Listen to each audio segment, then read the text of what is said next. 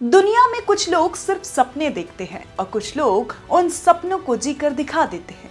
क्या आपने कभी सोचा है कि आपका अपना एक देश हो जिसकी सरकार भी आपकी हो, कानून भी आपके बनाए हुए हों और राष्ट्रपति की कुर्सी पर भी आप बैठे हों?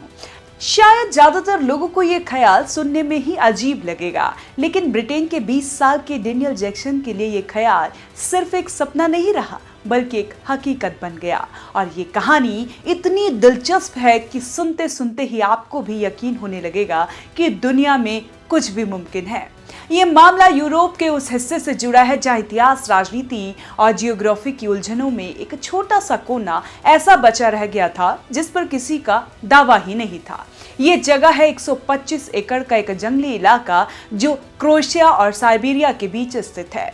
सीमा विवाद की वजह से दोनों देशों ने इसे कभी आधिकारिक रूप से अपने नक्शे में शामिल नहीं किया, यानी यह एक तरह से नो मैन लैंड्स थी, न क्रोएशिया की न साइबेरिया की। और यहीं से कहानी में आता है ट्विस्ट। डेनियल जैक्सन को इस इलाके के बारे में पता चला और फिर हुआ वो शायद फिल्मों में भी नहीं देखने को मिले। जैक्सन ने इस पूरे 125 एकड़ इलाके को स्वतंत्र घोषित कर दिया और इसे एक नया देश बना डाला, फ्री रिपब्लिक ऑफ वर्डर्स। सिर्फ इतना ही नहीं, उन्होंने खुद को इस देश का राष्ट्रपति घोषित कर दिया। सोचिए, जहां कल तक जंगल और झाड़ियां थी, वहां आज एक देश है, उसका अपना नाम है, अपना कानून है और एक राष्ट्रपति की कुर्सी भी। लेकिन सवाल उठता है कि क्या बाकी दुनिया इस नए देश को मान्यता देगी? दिलचस्प बात यह है कि स्विट्जरलैंड इसे देश के रूप में मान्यता देने पर विचार कर रहा है। अगर ऐसा होता है तो वर्डिस आधिकारिक तौर पर वेटिकन सिटी के बाद दुनिया का दूसरा सबसे छोटा देश बन जाएगा। वेटिकन सिटी का आकार महज 109 एकड़ है, वर्डिस उससे बस थोड़ा सा बड़ा 125 एकड़ में फैला हुआ। लेकिन यहाँ तक पहुँचना आसान नहीं है। वर्डिस तक पहुँचने का सिर्फ एक ही रास्ता है, नाव से। क्रोएशिया शहर ओएसिक से नदी के रास्ते नाव लेकर ही आप वहां पहुंच सकते हैं। न सड़क न एयरपोर्ट, सिर्फ पानी का रास्ता। एक तरह से ये अल्टीमेट आइलैंड एडवेंचर है। बस फर्क इतना है कि कोई द्वीप नहीं बल्कि चारों तरफ जंगल से घिरा हुआ इलाका है। डेनियल जैक्सन का कहना है कि यहाँ रहना एक जादुई एहसास होता है। दिन में पेड़ों के बीच से आती धूप, रात में आसमान में फैले तारों का नजारा और चारों तरफ फैली शांति, मानो वक्त रुक गया हो।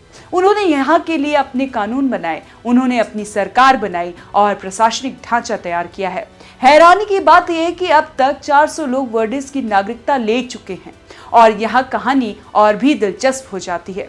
करीब 15,000 लोग वर्डिस की सिटीजनशिप के लिए अप्लाई कर चुके हैं। सोचिए, एक ऐसा देश जो कभी अंतर्राष्ट्रीय स्तर पर पूरी तरह मान्यता भी नहीं मिल पाई है, जहां हजारों लोग नागरिक बनने के लिए तैयार हैं। कारण कुछ को यहाँ रोमांच लगता है, कुछ इसे अपनी दूसरी पहचान के तौर पर देखते हैं और कुछ तो इसे एक तरह की राजनीतिक या सामाजिक स्टेटमेंट मानते हैं। वर्डिस की सरकार यानी डेनियल जैक्सन और उनकी टीम अब इस देश के लिए एक बेसिक इंफ्रास्ट्रक्चर बनाने की योजना पर काम कर रही है। इसमें बेहतर नाव सेवाएं, टेंट और छोटे होम स्टे जैसी सुविधाएं शामिल है। उनका विजन है कि वर्डिस एक इको फ्रेंडली देश हो जहां पर्यावरण को नुकसान पहुंचाए बिना लोग रह सके, घूमने आ सके। वैसे ये कहानी सिर्फ एक दिलचस्प रोमांचक किस्सा नहीं है, ये एक बड़ा सवाल भी उठाती है। क्या कोई भी शख्स सिर्फ इस वजह से किसी जगह पर किसी का आधिकारिक दावा नहीं है उसे अपना देश बना सकता है? इंटरनेशनल लॉ के हिसाब से ये मामला काफी पेचीदा है। संयुक्त राष्ट्र में सदस्यता पाने के लिए कई सख्त शर्तें हैं, जैसे कि स्थायी आबादी, स्पष्ट सीमा और दूसरे देशों की मान्यता। फिलहाल वर्डिस के पास इनमें से कुछ चीजें हैं, लेकिन बाकी के लिए लंबा सफर बाकी है। डेनियल जैक्सन जानते हैं कि यह सफर आसान नहीं होगा, लेकिन उनका कहना है कि उन्होंने शुरुआत कर दी है और यह शुरुआत ही सबसे बड़ा कदम है। उनका सपना है कि आने वाले सालों में वर्डिस एक मॉडल माइक्रो नेशन बन जाए, जहां लोग पर्यावरण, आजादी दोनों का सम्मान करते हुए रह सके।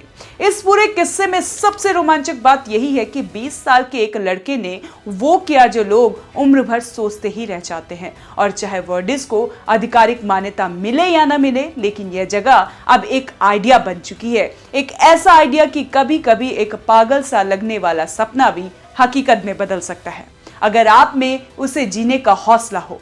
अगर आप सोच रहे हैं कि अगली छुट्टियां कहां बितानी है, तो शायद वर्डिस आपकी लिस्ट में आ सकता है। बस याद रखिए, वहां पहुंचने के लिए पहले क्रोएशिया के ओसिएक जाना होगा और फिर नाव की सवारी, और जब आप वहां पहुंचेंगे तो शायद राष्ट्रपति खुद आपका स्वागत करने के लिए मौजूद हो, क्योंकि वहां का राष्ट्रपति कोई और नहीं बल्कि वही लड़का है जिसने अपने सपनों से अपना देश बना लिया है। कैसी लगी आपको ये जानकारी, हमें कमेंट कर जरूर बताएं और देखते रहें one nation one group news.